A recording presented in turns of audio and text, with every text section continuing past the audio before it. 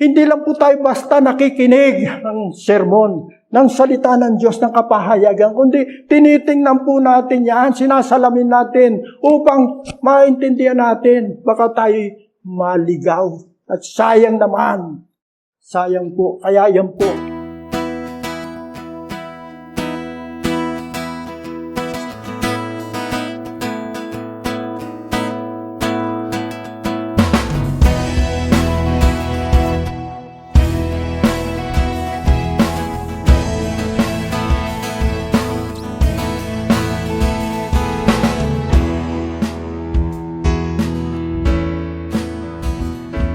Good morning to everybody, lalo na sa ating mga 5Ks, Luzon, Visayas at Mindanao, at gayon din yung mga nakikinig sa abroad.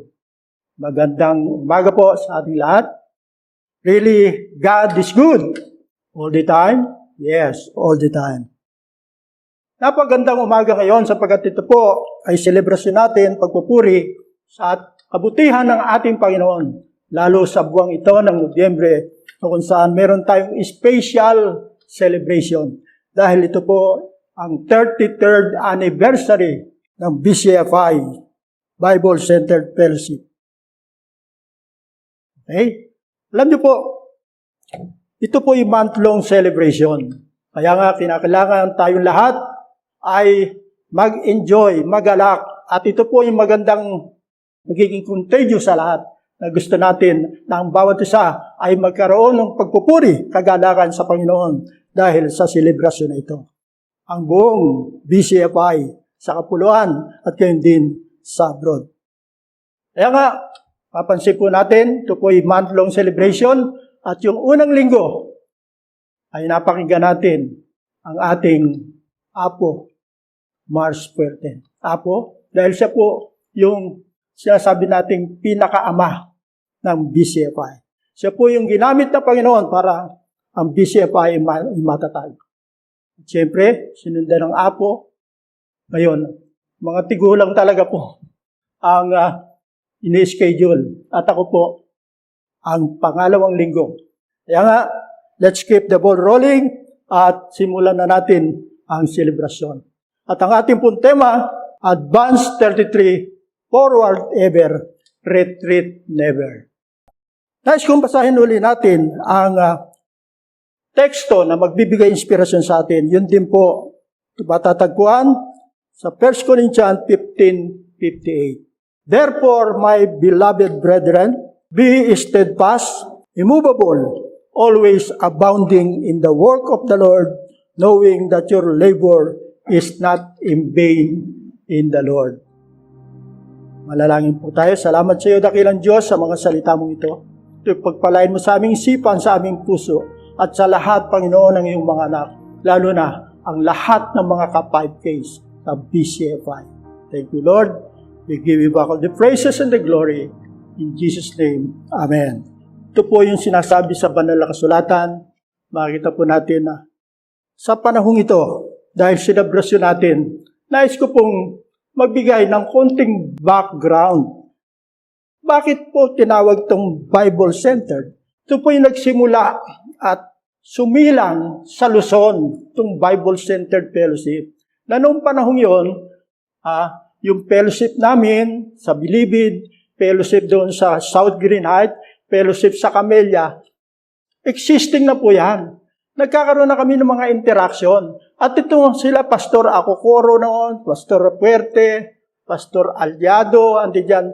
Sila po ay isa sa mga tagapagturo namin sa Bible, mga Bible teachers namin yan.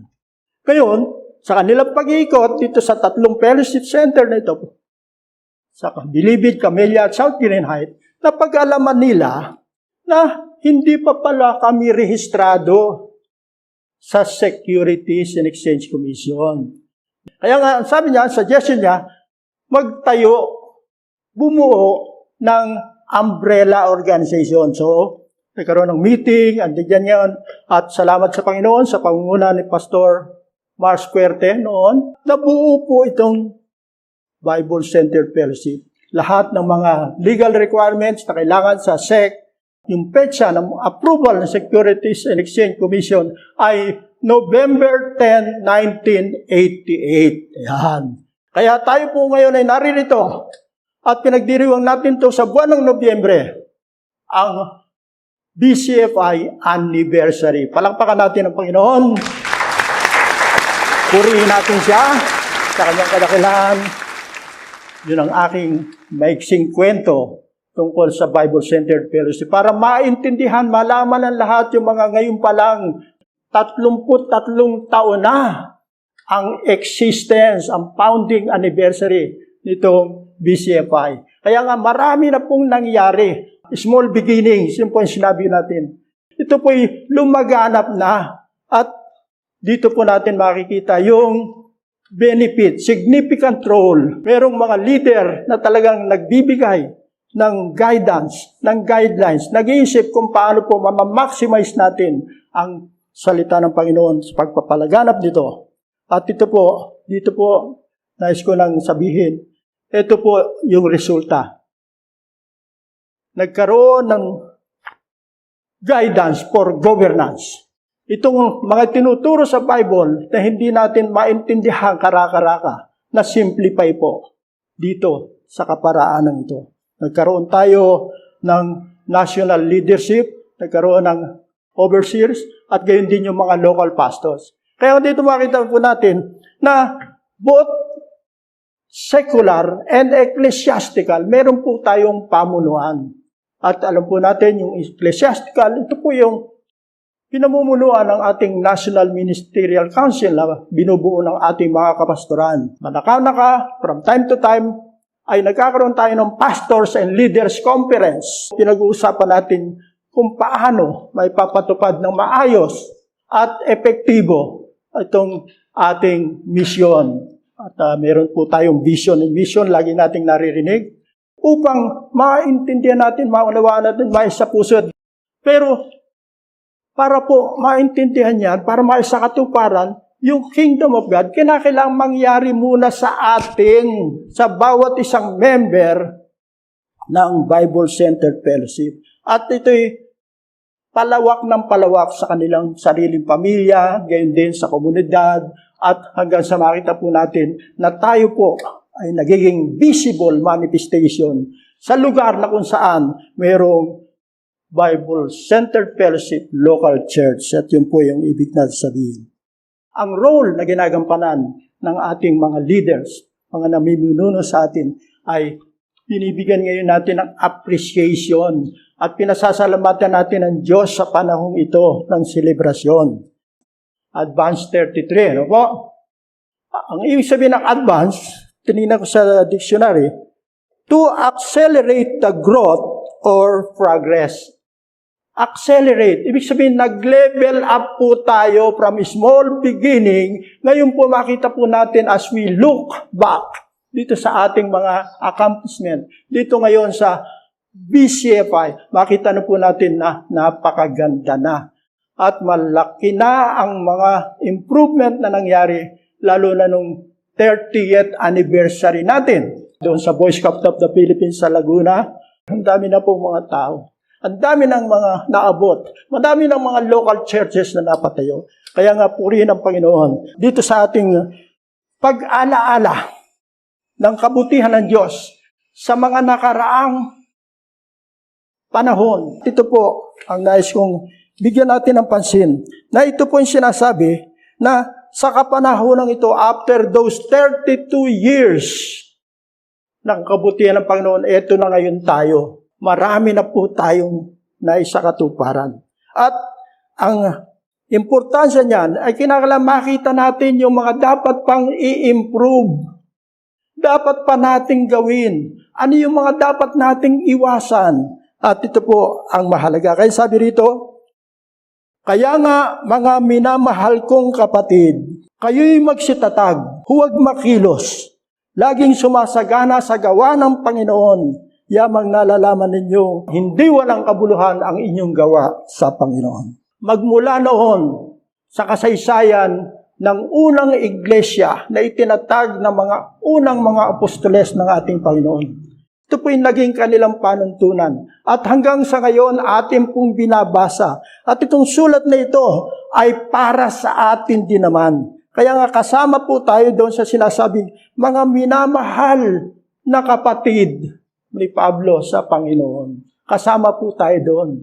Kaya ang ating pasimula, hindi lang noong November 10, 1988, kundi mulat sa pulpo noon. Ito pong organisasyon natin ay naging mahalaga pang lalong palaganapin yung misyon na ibinigay sa mga alagad.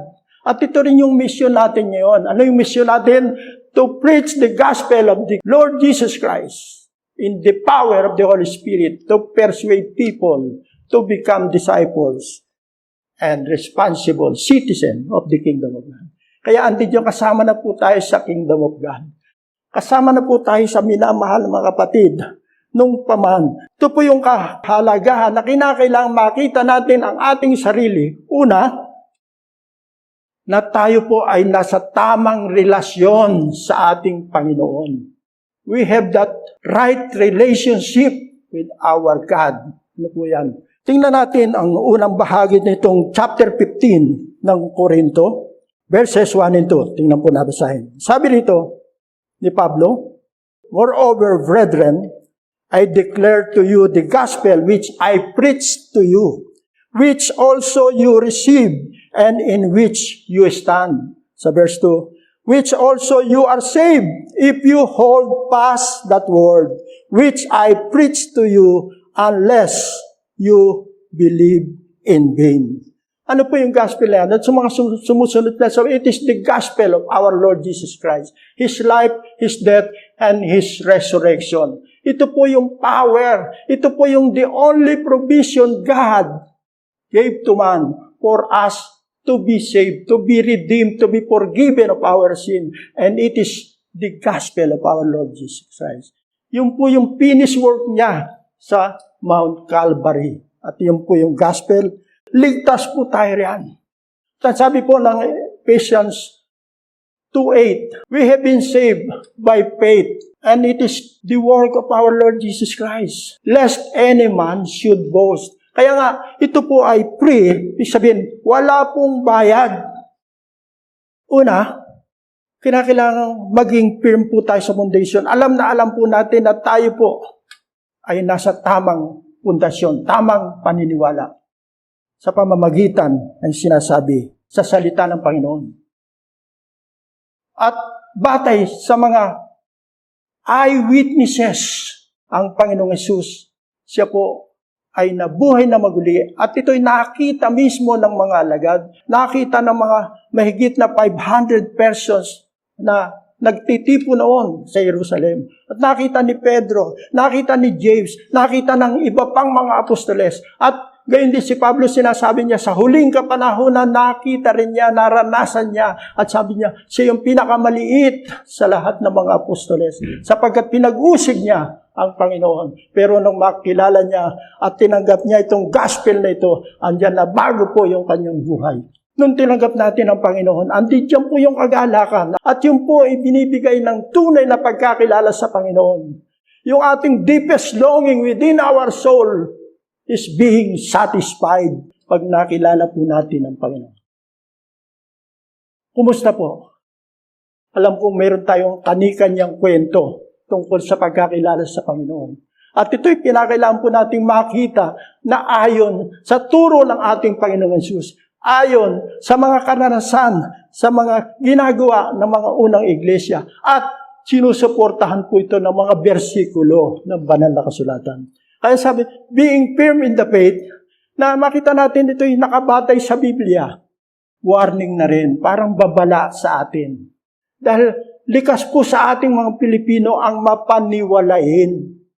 Na minsan may mga nakakasama po tayo na meron silang sinasabing eksperyensya. Sabihin na natin isang rebulto, isang imahe, isang santo. Kita raw niya lumuluha, tumutuloy yung dugo, na nagpapagaling. Andiyan po yan. Kaya nga, kinakailangan maging matatag po tayo, huwag makilos, laging sumasagana. Hindi po masama ang magkaroon ng ganyang parang supernatural event.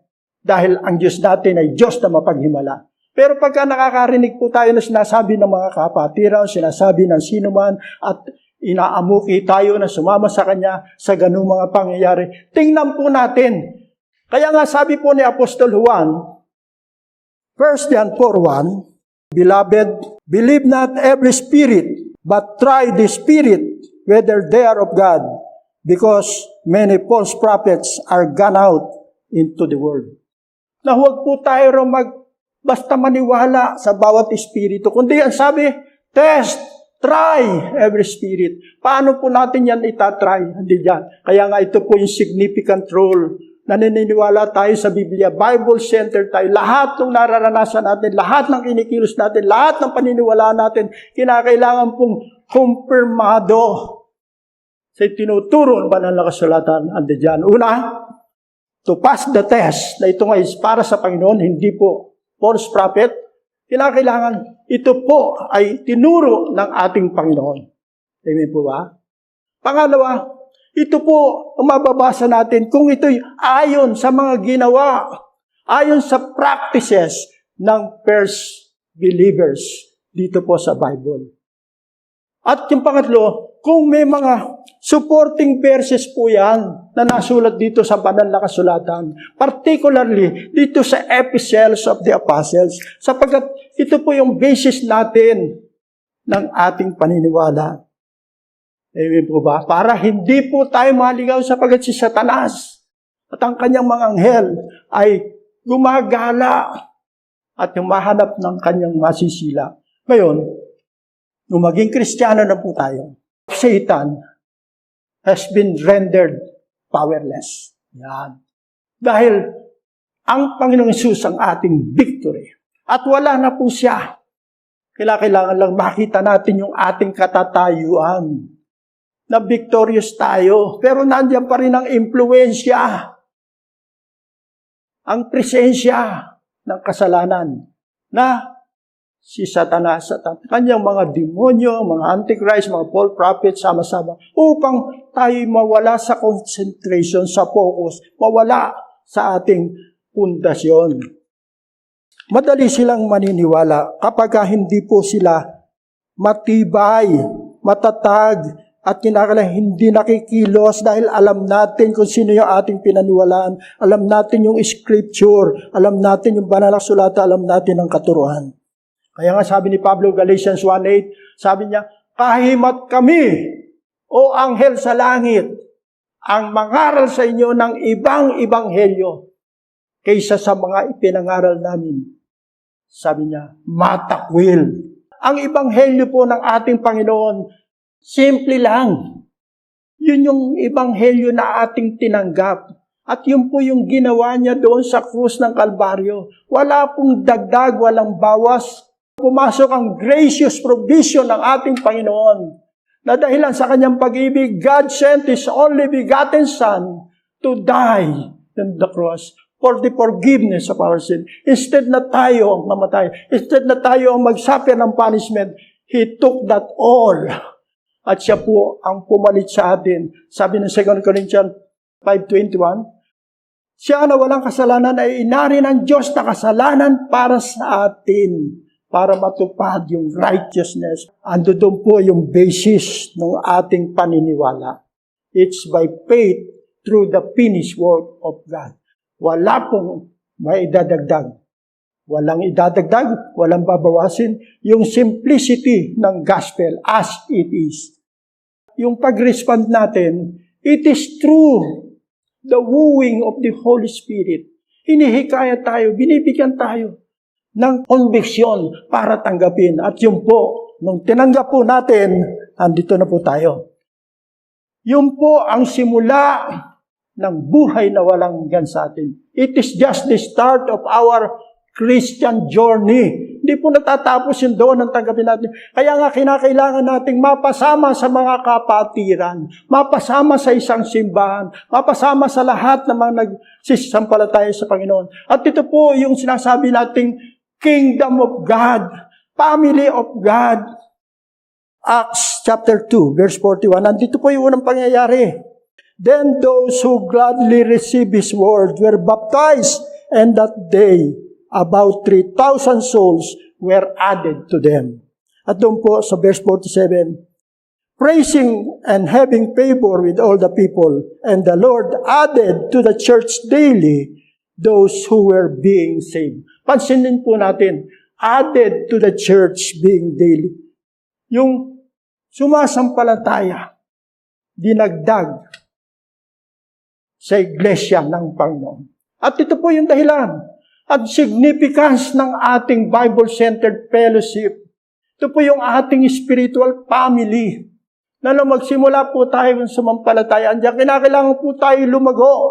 Kaya nga, bukod sa kinakailangan siguro natin na tayo nasa tamang pundasyon, kinakailangan siguro hindi natin na tayo po ay lumalago. We are being transformed from day to day. At yun po yung makita po natin sa ating organisasyon ito. Kaya umabot tayo dito sa 32 years. Marami na po ang mga kaluluwa na napadagdag sa iglesia ng Panginoon. Kaya yun po yung kapurihan natin. At yun po yung significance ng ating mga plano, ng ating mga ginagawa, yung ating mga leaders. Kaya nga, nais ko pong bigyan ng encouragement ang lahat ng ating mga ka-5Ks. Ito po yung dahilan. Kaya meron po tayo nasabing ka-5Ks. Alam na po natin, sabi tayo ng sabi, lagi nating narinig yung mga ka-5Ks. Ano po ang kahulugan nito? Anong katuturan nito? Ito po yung ating concept ng Kingdom of God.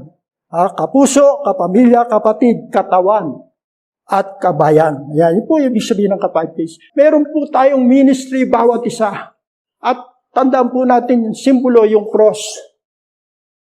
Ito po yung ating ministry. Ito po, vertical relationship sa Diyos. Yung ating pagsamba sa Diyos, yung pagmamahal natin sa Kanya, at yung paglilingkod natin sa Kanya. At kalinsabay niyan sa ating kapwa, our love to our fellow men, love and service to the people. At then, ito po yung dalawang ministeryo. Na ito po yung binibigyan natin din dito sa BCFI, lalo pa nga ngayon, na kinakailangan patuloy tayong lumago hanggang sa katapusan ng ating misyon. Ito po yung isa pa, pangalawa, nais kong makita natin. Una, kinakailangan matiyak natin tayo nasa tamang pundisyon para hindi po tayo natitinag, hindi po tayo nakikilos, alam natin ginagawa, hindi tayo nadadaya sapagkat maraming bulang propeta, bulang guro ang nagsisidating. At yan po nakakapasok mismo. Hindi ko alam kung meron din dito sa atin, pwede po yan. Kaya, kinakailangan we have to guard one another. We have to guard our faith, our relationship. Dahil yun po yung salvation natin. Kaya dito makita po natin na ito po'y mahalaga. Kaya kinakailangan masiguro natin na ang bawat isa ay actively member ng local church. Dahil ito po yung kingdom of God. Ito po yung family of God. At ito po, nais kong sabihin, ito po'y binubuo ng lahat ng mananampalataya magmula sa umpisa na matapos ng Panginoong Hesus ang kanyang sakripisyo sa krus ng Kalbaryo.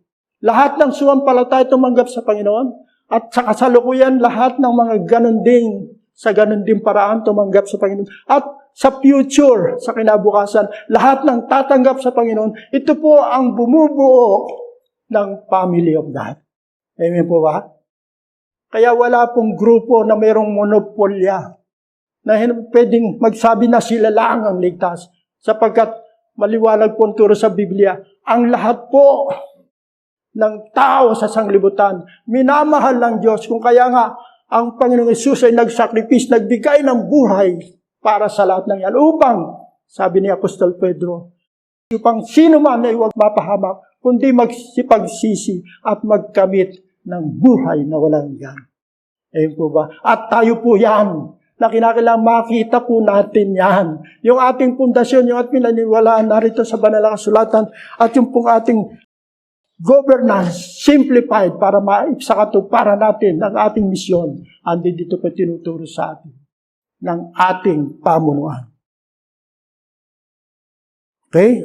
Kaya nga, Hebrews 13:7, At ito ba gusto kong maintindihan din natin, maunawaan natin, upang ma-appreciate natin yung ginagawa ng ating mga leaders, yung ating mga pastor, yung mga namiminuno sa atin para sa ating mga kaluluwa. Yan. 13:7 of Hebrews. Remember them which have the rule over you, who have spoken unto you the word of God, whose faith follow, considering the end of their conversation. Alalahanin natin po yung mga namiminuno sa atin, sapagkat sila po yung nagbibigay sa atin ng salita ng Diyos. At tingnan po natin, sundan natin yung kanilang halimbawa, lalo pa nga at nakikita natin yung klase ng kanilang pamumuhay ay tunay na binago ng Diyos. Amen. Andi dyan po yung mga, sabi nating modelo na dapat natin sundan. Hindi lang po tayo basta nakikinig ng sermon, ng salita ng Diyos, ng kapahayagan, kundi tinitingnan po natin yan, sinasalamin natin upang maintindihan natin, baka tayo maligaw. At sayang naman, sayang po, kaya yan po ang kahalagahan ng Bible. Meron po tayong pledge to the Bible, hindi kahalagaan ito. At binibigyan din yung sovereignty of God, sovereignty of the Scripture of God. Pero binibigyan din na meron din po tayong responsibility. Meron tayong response. Hindi puro sa Diyos na lang, siya na lang lahat. Hindi meron po tayong dapat na gawin. Ayan po yung responsibility natin. Kinakailangan, we have to grow.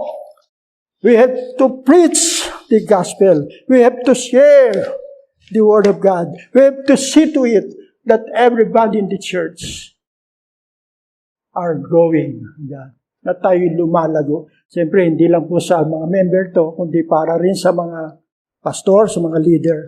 Ito po yung kahalagahan na yung mga nadadagdag sa atin, kailangan meron po tayong listahan ng member. Meron po tayong membership card na pinapipirman. Dahil pakita po na doon na-appreciate ng bawat isa. Doon sila nagkakaroon ng accountability na sinasabi, pinagmamalaki na, member ako riyan. Andi dyan, meron akong certificate membership dyan. Kasama ako riyan. Andi dyan po yan. Kaya nga mahalaga rin po yan. Although, parang external lang po ito. Pero deep within, andoon po yung pagbabago sa buhay ng isang tao. At doon natin makikita yung nabaptize na ba siya, ano pa yung pinakailangan nating itulong para lumago yung kanilang spiritual na kalalagayan. At ando doon po yan, sa local church po yan. At kapag lahat ay gumagawa nito, andi dyan, lahat po ay lumalago. Dahil pag mayroong naiwan, sinabi ni Pablo, example, Romans 5:12 hanggang 14, sabi rito, for though by this time you ought to be teachers, you need someone to teach you again the principles of the oracles of God, and you have come to need milk and not solid food. For everyone who partakes only milk is unskilled in the word of righteousness, for he is a babe. But solid food belongs to those who are full age, that is, those by reason of use have their senses exercised to discern both good and evil. Kinakailan lumago po tayo dahil pag mayroong naiwan, natawag nating bansot, hindi makakain ng mga solid food. At ito pa yung mga matitigas na aral. Ang alam lang nila, andi dyan yung mga panimulang aral na hindi na lumago, supposed to be dapat nga mga teacher sa katagalan. Kaya nga tayo po ngayon, 32 years natapos na. At natin pumapasok tayo sa 33, pang 33 years. At yun po yung adhikain natin to advance na tayo makita na nag-grow, kumbaga sa baibaitang. Wala na po tayo doon sa mga basic teachings. Andito na tayo, nag-level up na po tayo. Professional na tayo. Andito na po yan. Hindi na tayo makilos, matatag na tayo. At tayo po'y patuloy na umaakyat sa paglago, sa wisdom, sa pamamagitan ng ministeryo ng ating grupo, sa pamamagitan ng leadership, able leadership ng ating pamunuan ng BCFI. Palakpakan natin ang Panginoon sa kanyang kadakilaan. Ang sabi pa ni Pablo, Ephesians 4, 1-3, Andi dyan po, ini-encourage niya tayo na magkaroon ng unity. I therefore, the prisoner of the Lord, beseech you to walk worthy of the calling which you are called. To walk worthy. At pangalawa, with all lowliness and gentleness, with long-suffering, bearing with one another in love. Andi dyan. At yung pangatlo, endeavoring to keep the unity of the Spirit in the bond of peace. So, andi dyan. Kaya meron tayong unified online worship service. Unified, sabihin merong unity, may pagkakaisa. And unity does not comes automatically. We have to exert effort. Everybody has to contribute para magkaroon tayo ng unity. Amen? Yun po yung response natin, yung ating responsibility. Para hindi po tayo nagiging stagnant, walang naiwan. At yun nga, kasama rin doon, bearing one another's burden. Sa Romans 5:1, sabi doon, we who are strong ought to bear with the scruples of the weak and not to please ourselves. Andiyan, tulungan daw po natin yung mga mahihina. At ito po yung layunin natin, kaya meron tayong BCFI. Meron po tayong mga kani-kanyang level sa national, doon sa mga sub-district, at doon sa mga local churches, at doon sa mga house churches. Yun po yung dahilan niyan. Para matulungan natin, lalo na sa panahon ng ito ng pandemic, kinakailangan po natin na encouragement sa mga kapatid na nakakaranas ng COVID-19, naging biktima sila, tanda dyan, kakaroon ng kahirapan sa kabuhayan, sa kanilang pamumuhay. Love po, kinakailangan natin ng encouragement. Kaya ito pong ating celebration, it is to encourage everybody to come to God, to know God, to be steadfast, to be immovable, and to always abound in the work of the Lord. Andi dyan po yan. Kaya nga, mahalaga po ang encouragement na ito. Mahalaga na makita natin. At isa pa po, una, sabi ko, kinakailangan makita natin yung relasyon natin sa Panginoon ay tama. At nandun po yung kapaliwanagan. Marami pa pong paliwanag dyan. At yung pangalawa, we have to be prepared to meet our God. Amen. Ano po yan? Ibig sabihin niyan, ang ating mga araw ay bilang na. Lalo na kaming mga tigulang na. We are nearing our death. Katapusan sa aming buhay. At pwede rin naman dahil ang Panginoon nagsabi siya'y muling babalik. At yun po, ang first phase ng kanyang second coming. Andun siya sa alapap at yun po yung rapture. Dadagitin yung mga sumasampalataya sa Panginoon. Noon, ngayon, at andun. Yun po ang sinasabi. Kaya nga, ito po yung nais kong makita po natin. Meron tayong tinatawag na CWP na pinipreach ng ating mga national leaders. Ano yung C? Careful. W? Watchful. Yung P? Prayerful. At ito po yung paghahanda natin sa ating kamatayan at gayon din sa pagdating ng Panginoon, pagdating ng rapture, whichever comes first. Andi dyan po yan.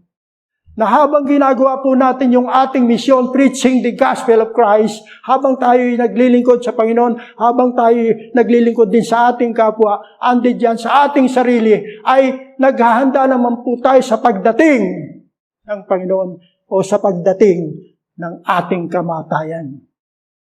Amen po ba? Lahat tayo mamamatay. Pero ang encouragement dito, nais ko po makita natin at ito po, at nais ko po yung konklusyon. Dito po tayo magtatapos. Doon po sa 1 Corinthians 15, yan. Na sinabi natin ang unang bahagi noon, encouragement tungkol sa gospel of the Lord. At dito po, tuloy-tuloy po yun. At ito po yung paghahanda tungkol sa ating kamatayan. At sinabi ng 1 Corinthians 15, verse 51, hanggang 58. Sabi ni Pablo, behold, I show you a mystery. We shall not all sleep, but we shall all be changed. In a moment, in the twinkling of an eye, at the last trump, For the trumpet shall sound, and the dead shall be raised incorruptible, and we shall be changed. For this corruptible must put on incorruption, and this mortal must put on immortality. So when this corruptible shall have put on incorruption, and this mortal shall have put on immortality, then shall be brought to pass the saying that is written, Death is swallowed up in victory. O death, where is thy sting? O grave, where is thy victory? The sting of death is sin, and the strength of sin is the law. And thanks be to God, which giveth us victory through our Lord Jesus Christ. At ito po yung verse 58. Therefore, my beloved brethren, be ye steadfast, immovable, always abounding in the work of the Lord, for as much as you know that your labor is not in vain in the Lord. Amen.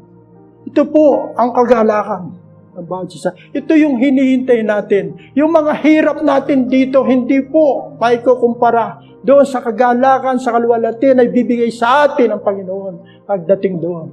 Kaya nga, sana po sa selebrasyon natin ito, tayo po'y magsitatag, huwag makilos, at laging sumasagana sa gawa ng Panginoon habang hinihintay natin yung the end of our road, yung ating dulo ng ating buhay. Andi dyan po, kinakailangan gamitin natin sa Panginoon. O kung hindi man, habang wala pa yung Panginoon. Kaya kahit na buhay pa tayo, o kung namatay man po tayo, ayon dito sa mga talatang ito, walang mauuna. Lahat tayo sabay-sabay. Kaya nga, puri ng Panginoon, at ito po yung inspirasyon na gusto kong sabihin sa atin. Una, remember, get right with God, yung relasyon natin. At yung pangalawa, be prepared for the coming of the Lord or for the coming of our death. Habang ginagawa po natin ang ating ministeryo sa BCFR. Happy anniversary! All ka-5Ks, happy 33rd anniversary. Purihin ng Panginoon, pagpalain tayo ng Shalom.